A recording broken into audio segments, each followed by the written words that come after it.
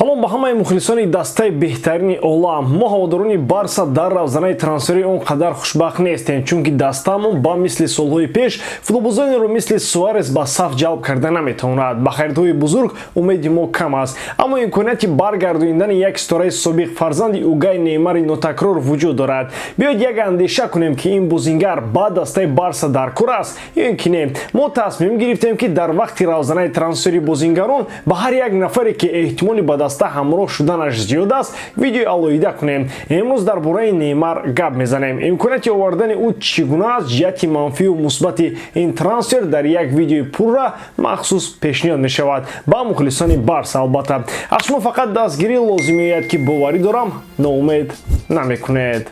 дӯстон, футболи бошгоҳӣ дар танаффус аст, аммо мухлисон набоянд зиқ шаванд, зеро моро финали Лигаи Аврупо байни ҷавонон интизор аст. Мунтахаби ҷавонони Англия ки дар ин турнир ҳоло ягон гол сар надоданд, қувваи худро бо Испания месанҷад.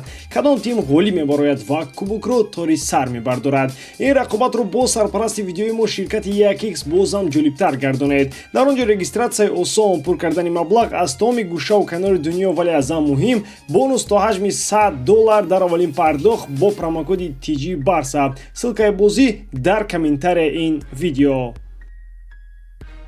аввал аз он оғоз мекунем ки оё ҳар дуи ҷониб аз ин гузариш розӣ шуда метавонанд. яъне ба суоле дода мешавем ки трансфери Неймар ба Барселона чӣ фоида меорад ва ба худи футболбоз чӣ медиҳад. тибқи хабарҳои охир бозингари бразилӣ то ҳол орзуи баргаштан ба Барселонаро дорад. босои ПСЖ мехоҳанд аз ӯ халос шаванд, вале Неймар ба дастҳои дигар ғайр аз Барса рафтан намехоҳад. ин хеле хуб аст ки Барса то ҳол бренд аст ва бозингарон дар сафи даста бозӣ кардан мехоҳанд. Неймар метавонад ба ҷое биёяд ки ба худаш писанд аст. ӯ дар ин ҷо беҳтарин солҳоро гузаронд.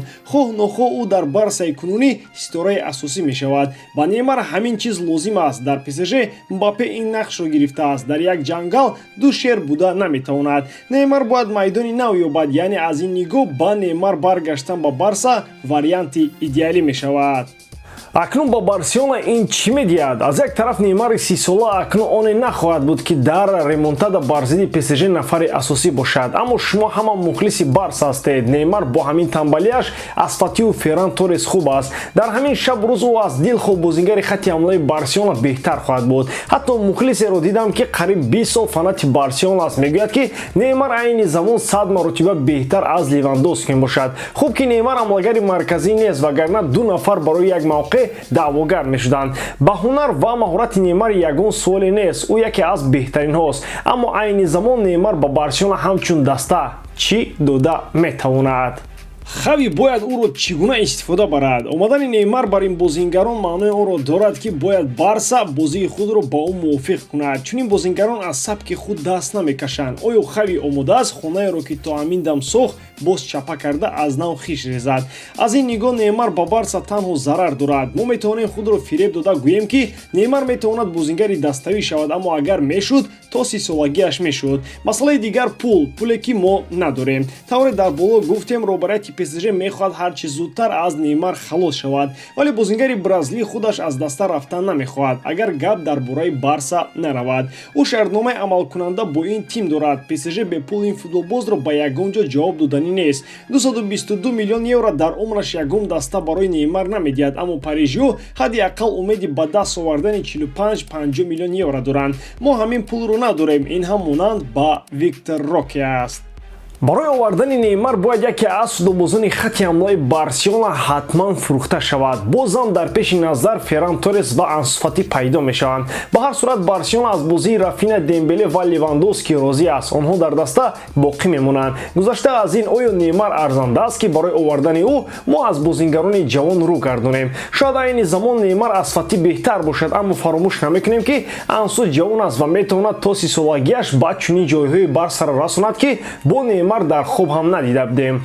як ҳодисаи дигар ҳам Неймарро аз Барселона дуртар мекунад. ин сармураббии ояндаи дастаи ПСЖ мебошад.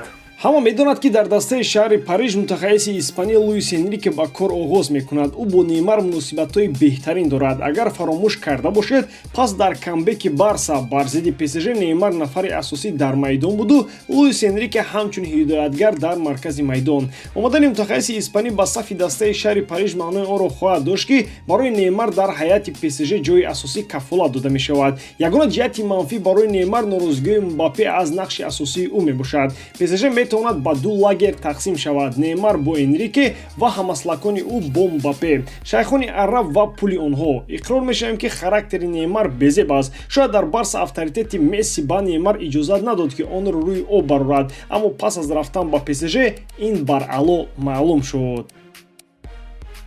Чунин бозингар фазои дохилии дастаро вайрон мекунад. Магар беҳтар нест ки хави дар оромӣ кор кунад ва дастаро оҳиста-оҳиста пеш барад? Омадани Неймар тарафҳои манфӣ ва мусбати худро дорад. Ҳамаи онҳоро дар тарозу монда ба хулоса омадан мумкин аст ки ин гузариш бо эҳтимоли ғолиб бар Барса зарари калон мегардад. Дӯстон, ин варианти видео ба шумо писанд аст? Мехоҳед давом тиҳем? Агар ҳа, мо аллакай дар бораи Виктор Роке ва Иниго Мартинес видео баровардем. Агар надида бошед, то даромада тамошо кунед. Худи шумо гӯед ки дар бораи кадом бозингар видео кунем. Албатта бе дастгирии шумо меҳнати мо ҳеҷ аст. Лайки худро гузошта ҳатман ба канал обуна шавед. Дар ҳама ҳолат Барселонаро дӯст доред ва канали Барсатиҷиро дастгирӣ намоед. Дастгирии шумо пешравии мо. Бо шумо мисли ҳар вақта Муҳаммад Гаиров.